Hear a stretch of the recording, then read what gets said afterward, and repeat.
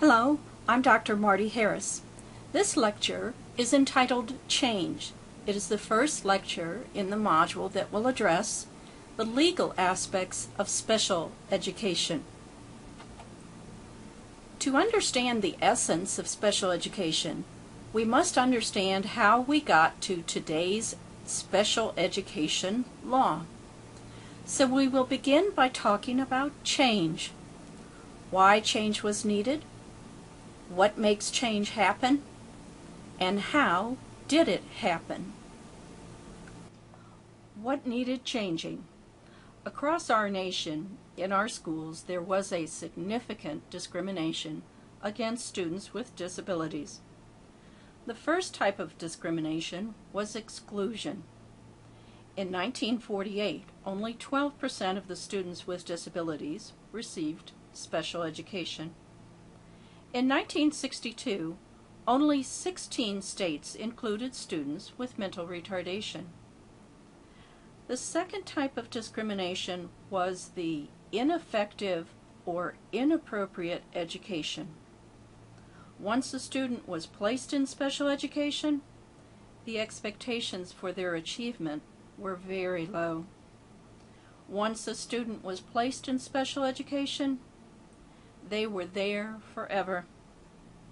Special education became the babysitters of any child with any problem. School districts often did not fund these classrooms. Parents were forced to pay teachers, materials, books, and provide transportation to school for their own child. Students were often misdiagnosed due to bias in testing. But another type of prejudice was the bias of intent.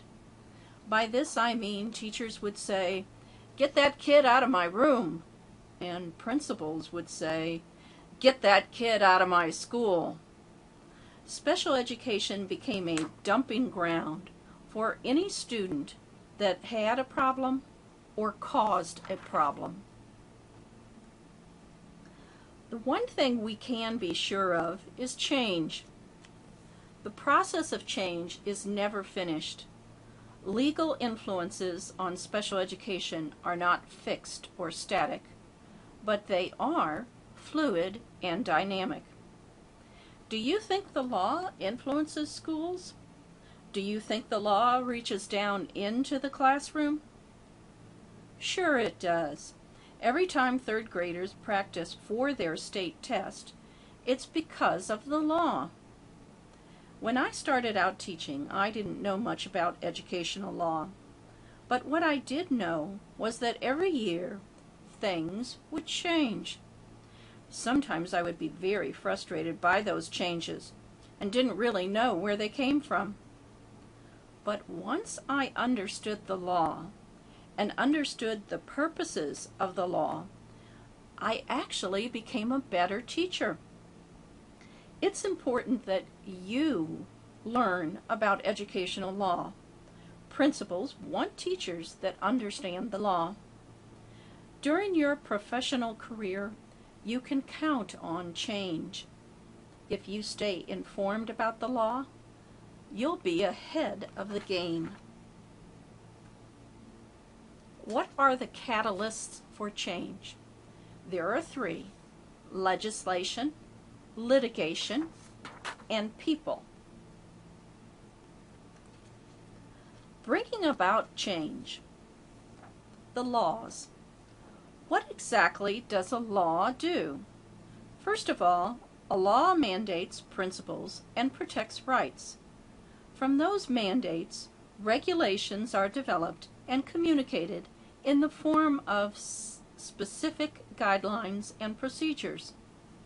This applies to both federal and state law.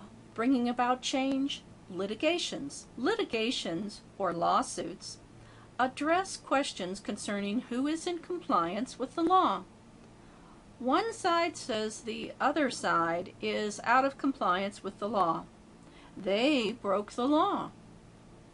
After hearing both sides of the argument and reviewing the evidence, the court issues a ruling.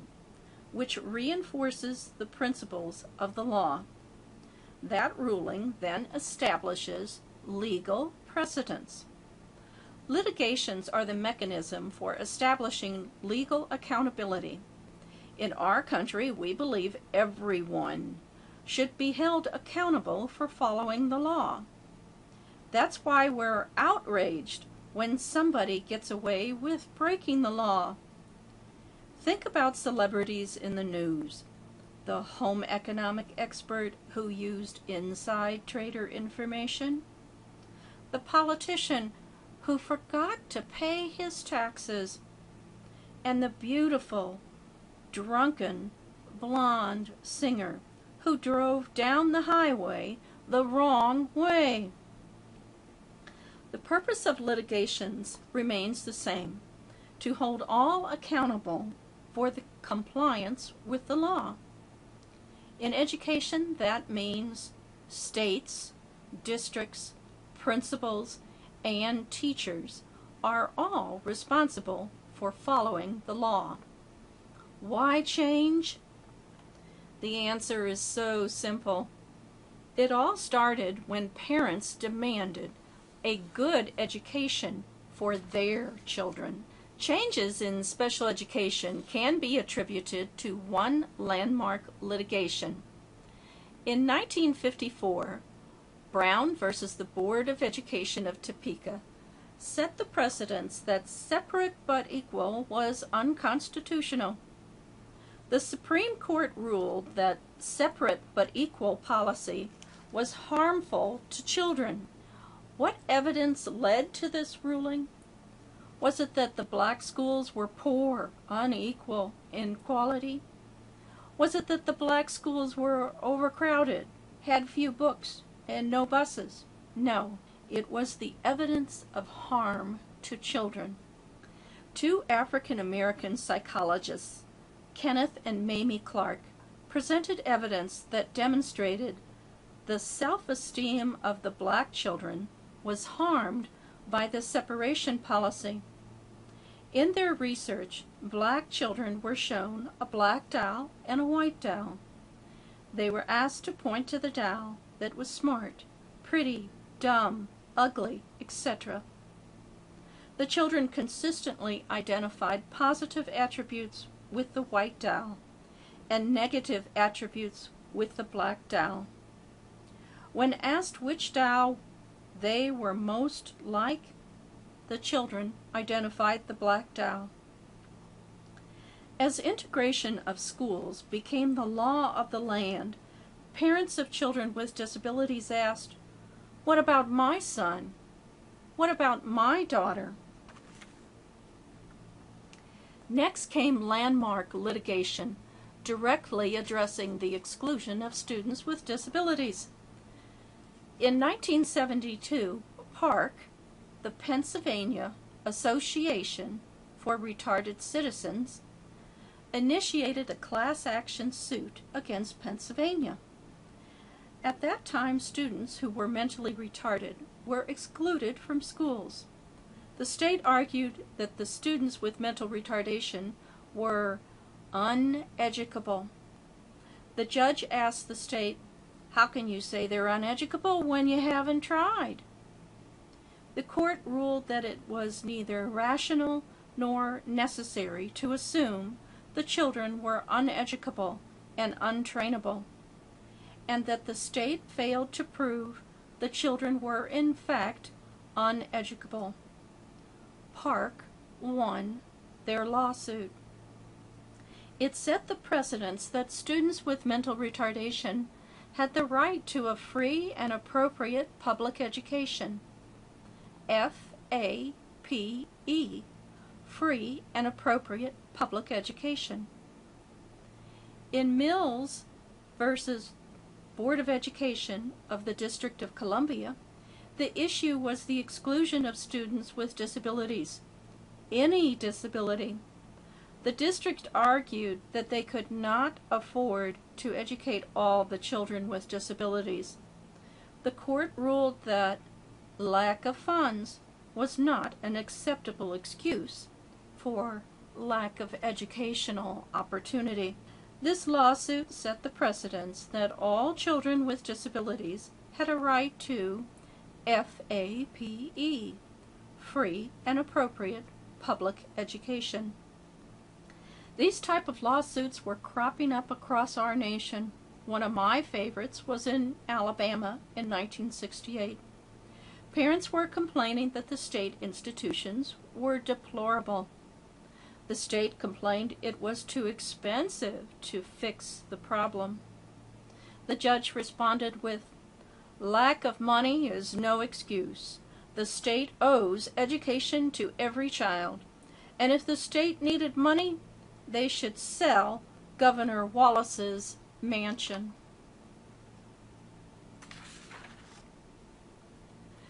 Before we start talking about federal legislation, let's learn about the numbering system. First of all, PL stands for public law. This term indicates that it is a federal law. The first set of numbers indicates the congressional session.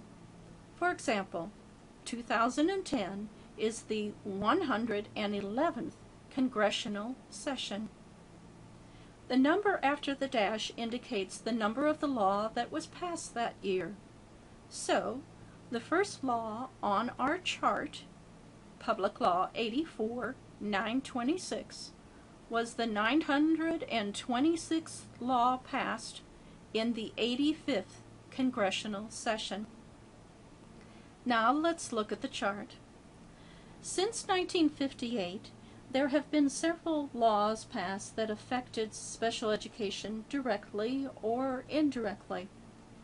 These laws made funding available for training special educators, researching effective teaching methods, and for some programs. My two personal favorites on this chart are the 1961 Special Education Act and the 1963 Mental Retardation Facilities Act. The Kennedy brothers supported these laws, and my mom received those scholarship funds for her special education master's degree.